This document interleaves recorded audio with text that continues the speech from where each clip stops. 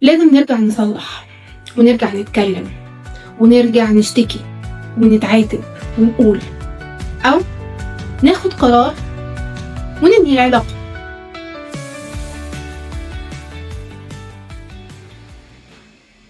يلا بينا نحكي.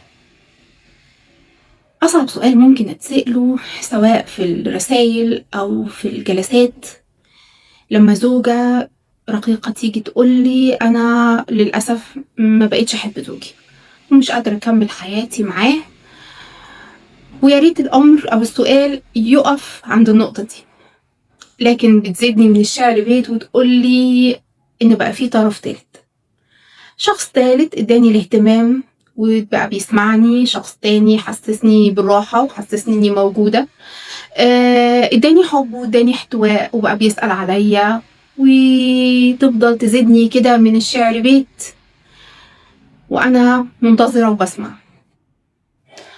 مش من حق حد طبعا إن هو يحكم على حد أو إن هو يتدخل في تصرفات حد.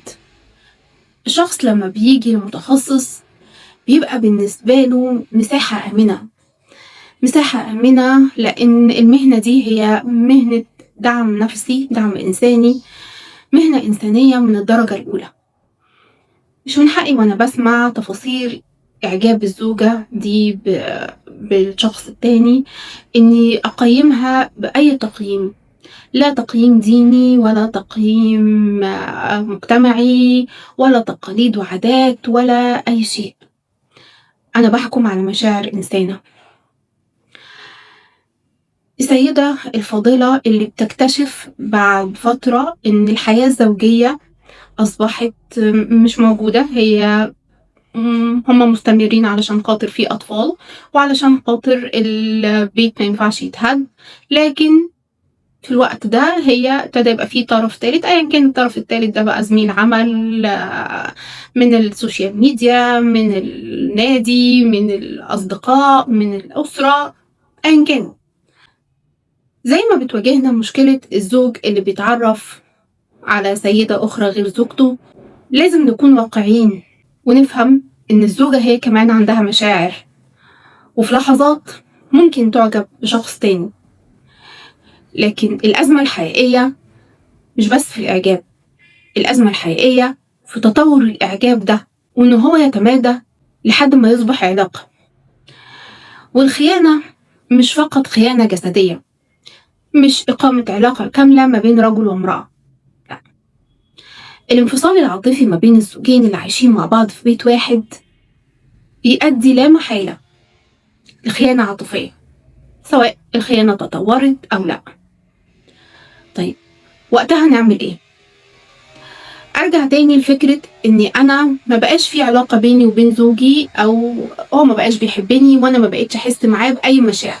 لازم نرجع نصلح ونرجع نتكلم ونرجع نشتكي ونتعاتب ونقول، أو ناخد قرار وننهي العلاقة.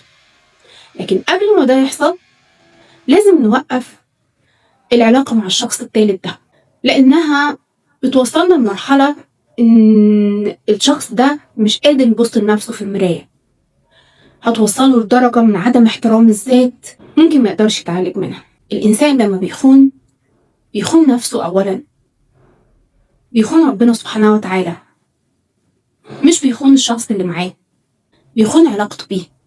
مفيش حاجة في الدنيا أهم من إننا نفقد احترامنا لذاتنا. ونصيحة للطرف الثالث اللي بيحاول يتكلم مع زميلة عمل بقى أو سيدة من السوشيال ميديا أو أيا كان، أي سيدة متزوجة هي خط أحمر. سيدنا النبي عليه الصلاة والسلام أمرنا بعدم التخبيب، والتخبيب ده هو إني أنا بالعامية كده إني أفضل أذكر مساوئ الزوج أمام زوجته، والعكس صحيح، أفضل أذكر مساوئ الزوجة أمام زوجها لحد لما الطرف ده يبقى كاره اللي قدامه وعايز يبعد عنه. التخبيب ملعون، سيدنا النبي لعن التخبيب، وأتمنى إننا نضع ده قدام عينينا. لايف كوتش دكتورة أمية عبد الرازق.